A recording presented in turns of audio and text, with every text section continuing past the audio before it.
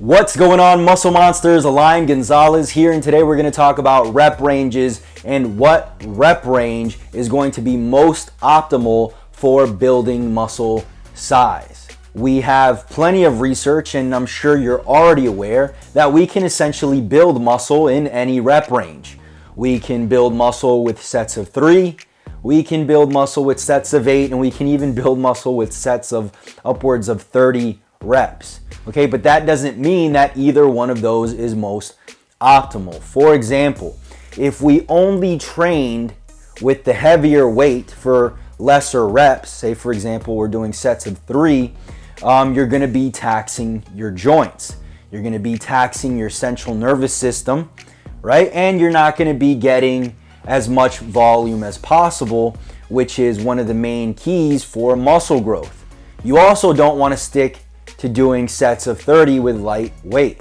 And the reason is very simple. You're not going to be able to progress that quickly. It's going to be a lot harder to add 5 or 10 pounds to a lift when you're doing sets of 30, right? Because it's a continuum. When you're training with heavier loads for lesser reps, you're going to be able to build strength faster. And as you increase the amount of reps and decrease the intensity, you're getting closer to the point where now you're focusing on building that lactate threshold, the ability to essentially fight through that burn. And so ultimately, you want to not just train, or at least do most of your training somewhere in the middle, right? But preferably after a certain amount of time, you want to do all 3 rep ranges. In this case, when I say 3, I just mean heavy, right? We're talking, 1 to maybe 5. We're talking moderate,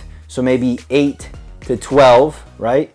Or 6 to 12, just right around there. And then we're talking, 15 to upwards of 30. And the reason is very simple, okay? Because when you are a beginner, it's going to be pretty easy to train in the 6 to 12 rep range or 8 to 12 rep range and progress week by week, right? Add more weight progressively over time. But as you get more advanced, you're going to have to kind of manipulate your training a little bit more so that it focuses more on the programming, your ability to now train in a way that allows you to gain strength faster.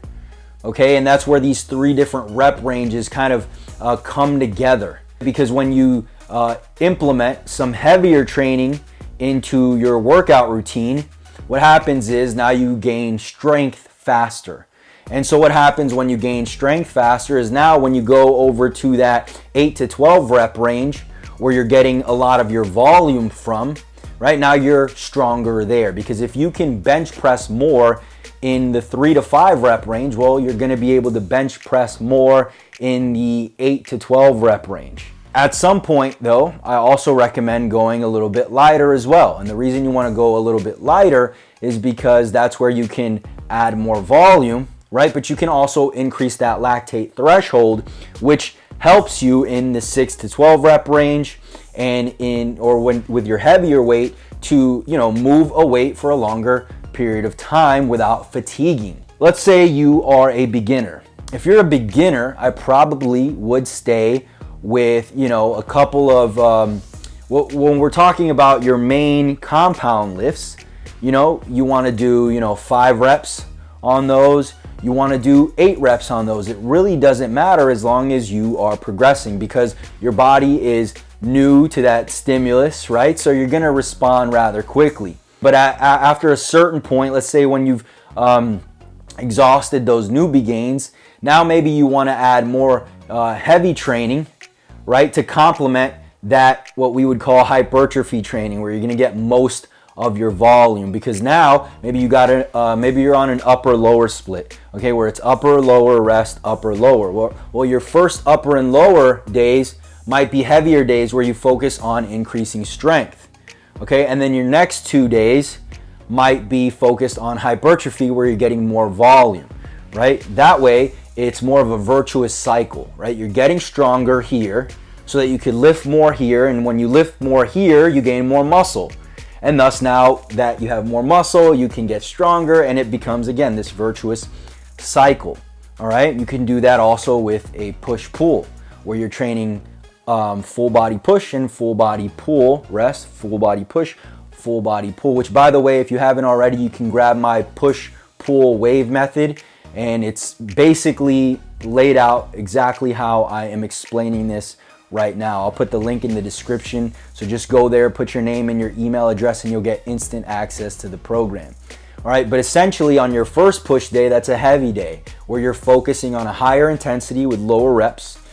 Your next day is your pull day, same thing, heavy, right? And then you rest, and then now you're doing your hypertrophy work, and it becomes this virtuous cycle. Now, after a while, you become a little bit more advanced, and that's where I would recommend increasing the frequency and kind of playing around with all 3 rep ranges. And one of my personal favorite splits to do is a legs push-pull. This ends up being 6 days a week, and the way that you will alternate the intensity is as follows, right? We got legs push-pull, repeat. So you're gonna kind of, the intensity, the way that it's going to be laid out is basically light, medium, medium, heavy, repeat.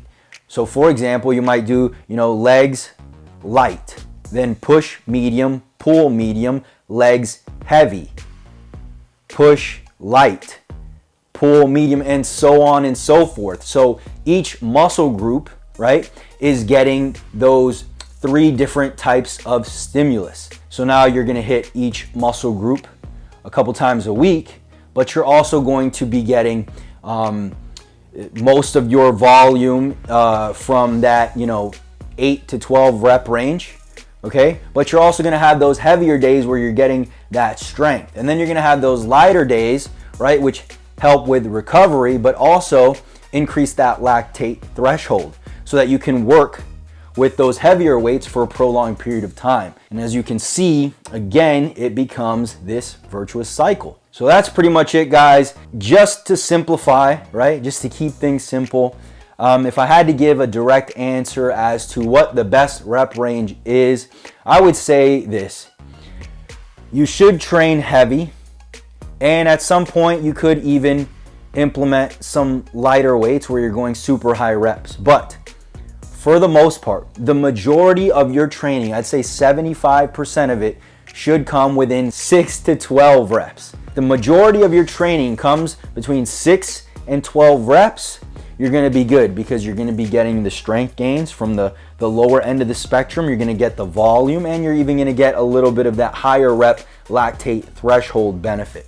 Okay, so that's pretty much it, guys. I hope you found this helpful. If you did, click the like button below. Don't forget to subscribe if you haven't already, and I'll talk to you guys in the next video. Peace.